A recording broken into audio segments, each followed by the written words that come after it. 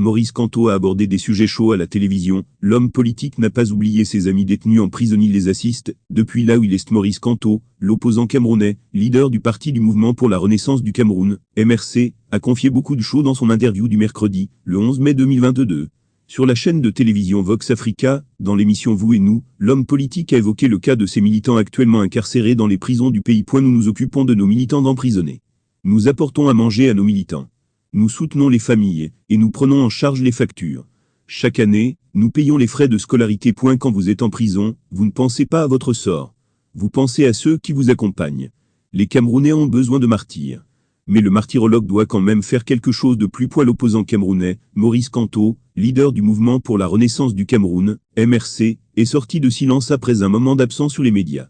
L'homme politique a accordé une interview à la télévision panafricaine Vox Africa, mercredi le 11 mai 2022.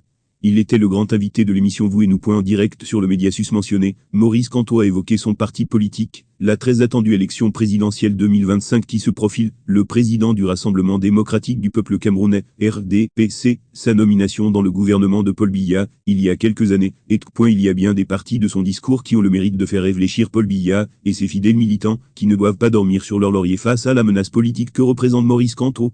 L'opposant est prêt à déjouer les pronostics, et tout dit doit être inquiet. Avant la création du MRC en 2012, je n'ai milité dans aucun parti politique, a confié Maurice Kamto, pour dissiper les rumeurs qui disent que l'homme politique a été membre du Rassemblement démocratique du peuple camerounais, RDPC, parti au pouvoir. La seule raison que j'ai trouvée pour expliquer ma nomination au gouvernement en 2004, c'est que techniquement, je détenais en main le dossier Bakassi.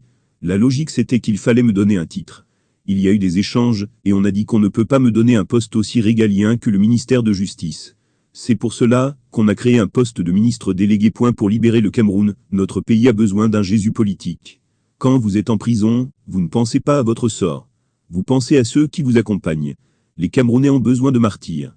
Mais le martyrologue doit quand même faire quelque chose de plus.